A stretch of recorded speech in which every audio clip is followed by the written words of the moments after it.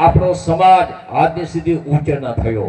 શ્રમશીલ વ્યક્તિઓ છે, અમારા દરેક જાગૃત આત્માઓ છે, પણ આર્થિક રીતે આપણે પછાત થતા ગયા. એટલા માટે પહેલા તો આપણા જેટલા સાધુ સંતો મહંતો આ ધરતી પર થયા, માવજી મહારાજ, ગુરુ ગોવિંદ મહારાજ, વાલ્મીકી ઋષિ, બિરસા મુંડા, સબરીબાઈ, આટલા એકલવ્ય, કેવટજી, આવા ઘણા બધા પાત્રો છે. એના જેના જીવન ચરિત્રને સમજીએ તો એનાથી જે સંદેશો મળે છે કે વ્યક્તિમાં છુપાયેલી શક્તિને જાગૃત કરવા માટે આપણે પ્રયાસ ન કર્યો. આપણા સમાજમાં દરેક વ્યક્તિ જાગૃત બને, વ્યક્તિનું નિર્માણ થશે, પછી જ પરિવાર નિર્માણ થશે. પરિવારથી સમાજ અને સમાજથી રાષ્ટ્ર અને સારી વસુધા કુટુંબનો ભાવના જાગૃત થશે. અહીંયા અમારા ઉપસ્થિત સાધુ સંતો સાથે અહીંયા આદરણીય શ્રી વહોનિયા સાહેબે આખું આપણને ભીલ સમાજ પંચનું એક બંધારણ બતાવી દીધું. જે બંધારણમાં બંધક બને છે એ જ વ્યક્તિ આગળ વધે છે. જે વ્યક્તિ મનમાની કરે છે એ વ્યક્તિ આજ નહીં તો કાલે એ ભયંકર સમાજ માટે ઘાતક બને છે. આજે આપણા સમાજ ઉપર પડકાર થઈ રહ્યા છે. શાનો પડકાર છે? શિક્ષણ વધ્યું છે પણ સંસ્કાર ઘટી રહ્યા છે. આપણે બધા અહીંયા દહેજ માટે વાત કરી, અને દહેજ એ આપણા સમાજ માટે, કુટુંબ માટે, પરિવાર માટે એક કલંક છે. એ કલંકની ટીલડી ભૂસાવવા માટે શું કરવું જોઈએ એના માટે અમારા ભીલ સમાજના જે ત્રણેય જિલ્લાના ભીલ સમાજના પંચો, વડીલો, આગેવાનો, અગ્રસર દરેક વ્યક્તિઓ સંશોધન કરીને 34 જેટલા નિયમો ઘડ્યા છે. આ કાયદાનું પાલન કરે તો ફાયદો જ છે ભાઈ.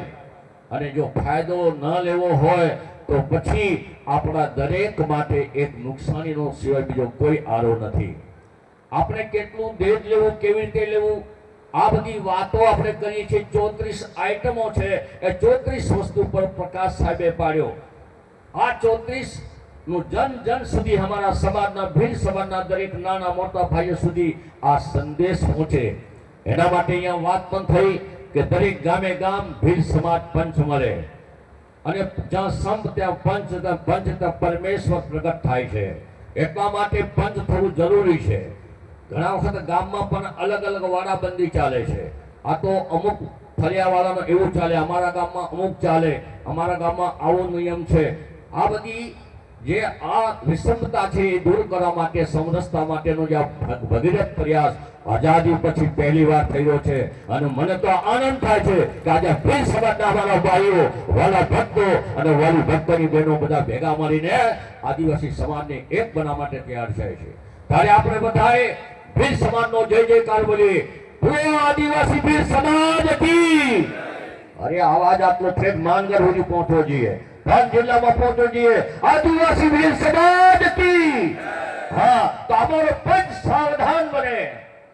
જે કઈ વાતો કરી છે એ વાતો નહીં, પણ એને આપણે બધી ઓપ્શન પણ ઘણા મૂક્યા છે. ઓપ્શન નહીં.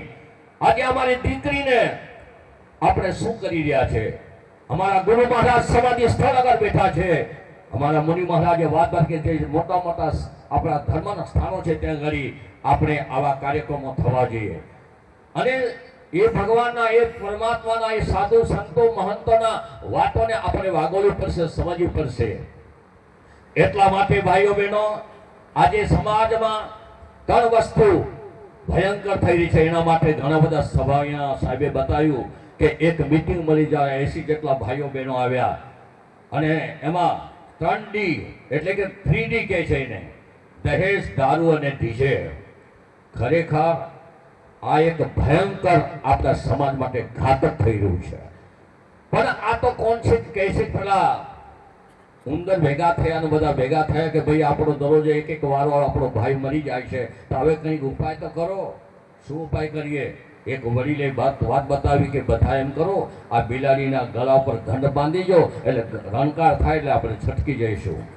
પણ બધાએ એમ કીધું કે ભાઈ આ વાત તારી ઘણી સાચી, પણ આ બિલાડીને ગંઢ બાંધવા કોણ જાય? તો બધા એમ કીધું કે ભાઈ આ તો મુશ્કેલીની વાત છે. એવી નથી. આજે જે કંઈ આપણા સમાજનું દૂષણ છે એ દૂષણને દૂર કરવું જોઈએ. હું એક વાત કરી રહ્યો છું ભાઈઓ બહેનો, આમ તો સમય ઓછો હોય છે, અમારા વક્તા પ્રવક્તા તૈયાર હોય છે. મને આજે એક મોકો મળ્યો છે કે આ ભીલ સમાજનો દરિયો મને દેખાઈ રહ્યો છે. આવા તાલુકાએ આવો દરિયો દેખાશે તો નક્કી આપણો સમાજ અગ્રસર બનશે. છેલ્લા યુગની છેલ્લી વારીને પ્રમાણે ઓળખવાનો સમય આવ્યો છે. આપણા મહારાજો બધા કહી ગયા છે, વચન કદાવી ખાલી ન જાય. સમય મોટી પાકે છે અને એનો શું મળે છે? આપણને ફળ મળે છે. મહી પડ્યા તે માસ કુમાને દેખણ હારા દાજજોને, હા તીરે ઉભો જોવે તમાશા કોરી ન પામે જો ને વિરુદ્ધ થવાનો છે. સંગ્રામ वो जिंदगी है लड़ना उसे पड़ेगा, जो लड़ नहीं सकेगा तो आगे नहीं बढ़ेगा. એટલા માટે સાવધાન બની આગળ વધીશું. સાવધાન રહે અને પોતાનો જે કંઈ વરઘોડા નીકળે છે, દહેજ દાપા, આ બધી વાત છે એનો એક જ સમસ્યા છે. મને તો એમ દેખાય છે કે સમસ્યા શાનાથી પેદા થાય છે? કુવિચારથી પેદા થાય છે. કુવિચારો લોકોના દૂર થઈ જાય, એના કુવિચારથી કુસંસ્કાર થાય અને કુસંસ્કારથી વ્યક્તિ કુકર્મ કરે છે. સમાજમાં શ્રદ્ધાનો જે કઈ વિષય છે એના પર કોઈ આડ ન કરે, બધાએ પોતપોતાની રીતે ભેગા મળીને સમાજ સુધાર કરવા માટે તૈયારી બતાવે. બીજી એક વાત છે ભાઈઓ બહેનો, કાયદો છે એનો કાયદાથી ગભરાવો અને કાયદાનો ફાયદો ઉઠાવો. બધા જ ભાઈઓ ઘણા જૂઠી વાતો ભ્રમિત કરે છે. એટલા માટે પહેલા તો આત્મચિંતન કરો, આત્માનો સુધાર કરો. ગામે ગામ લોકો દારૂ, માંસ, મટન બધું બંધ કરે અને સમાજને સમરસતા મળે એવી યોજના સાથે જોડાઈએ. બીજી એક વાત છે ભાઈઓ, અમારી બહેનો શું કરે છે? અમારી બહેનો ફેશન, ભાઈઓ પણ ફેશન. અમારા સાહેબે કીધું, મને યાદ આવ્યું, ફેશન અને પછી શું આવે ખબર છે? વ્યસન. અને લોકો ટેન્શનમાં જીવન જીવે છે. ટાઈમ થાય એટલે મળવું જ જોઈએ ભાઈઓ બહેનો. એટલા માટે ફેશન, વ્યસન અને ટેન્શન દૂર કરવા માટે પણ સત્સંગ, ભજન, કીર્તન થતા થવું જોઈએ. મારી એક હૃદયનો સુઝાવ છે કે જે આવા જ્યાં કાર્યક્રમો થાય ત્યાં પણ એક વ્યસન મુક્તિનું પ્રદર્શન મૂકવામાં આવે છે. વ્યસનથી કેટલી બરબાદી થાય છે.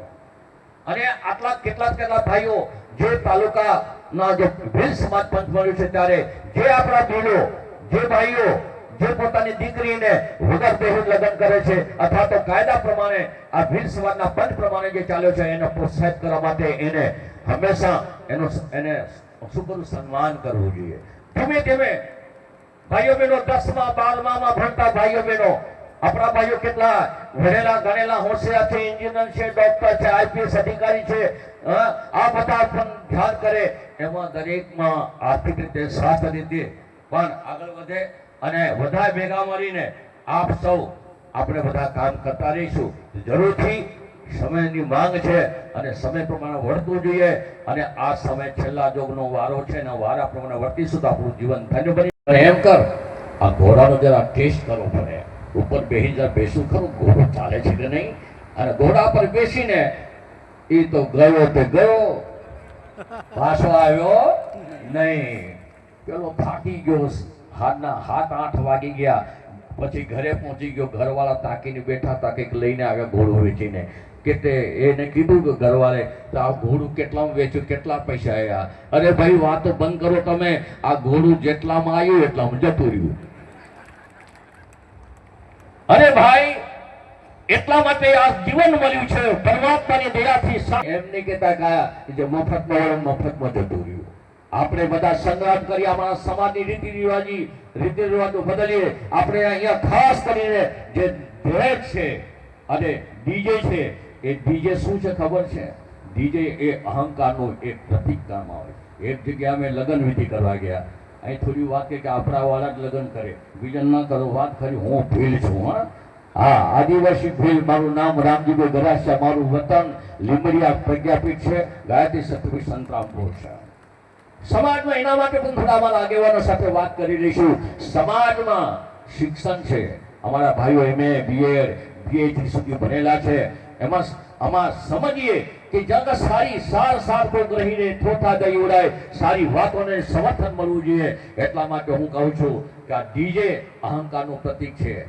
મેં જોયું, વોટ્સઅપમાં દેખ્યું, મને તો કોઈ ચાન્સ નહોતો મળતો. અમારા વાલા, અમારા આગેવાન વડીલ, જે નેતાશ્રી, અમારા લોકલાડીલા મહેશભાઈ ભુડિયા સાહેબે મને પહેલી વાર આ જાણકારી કરી, રામજીભાઈ તમે આવશો, મને આજે જ ખબર પડી અમારો બ્રિજ સમાજ કેટલો આગળ વધી રહ્યો છે, પણ મને કોઈ દાડો કોઈ નિમંત્રણ નતું આપતું. પહેલા વાર તો હું સાહેબને ફરજી હું નમસ્કાર વંદન કરું છું કે આવા આગેવાનો જોઈએ, દરેકને બોલાવવા જોઈએ, જ્યાં સુધી ધર્મ અને અધર્મ લડાતા આવ્યા છે. એટલા માટે ધાર્મિક ભાઈઓ સાધુ સંતો પણ સાથે રહે અને અમારા ભાઈઓ પણ સાથે રહે, અમારો સમાજ આગળ વધે. અમારા સમાજની બંધીઓ દૂર કરવા માટે સાધુ સંતો નહીં હોતા દુનિયા બળીને ખાક થઈ જાય. એટલા માટે ગુરુ મહારાજ જે આવ્યા અને કેટલાય 1500 થી વધુ લોકો જતા રહ્યા. આજે પણ માનગઢનો ઇતિહાસ કેટલા વર્ષ પછી જાગૃત બન્યો છે અને આજે એ જ માનગઢ અને એ જ કંબોઈ ધામમાં સમાયેલા અમારા આપણા ગુરુ મહારાજ એ સમાધિમાંથી જાગૃત બનીને આપણા દરેકના હૃદયમાં બિરાજમાન છે, એટલે અહીં ભેગા થયા છે.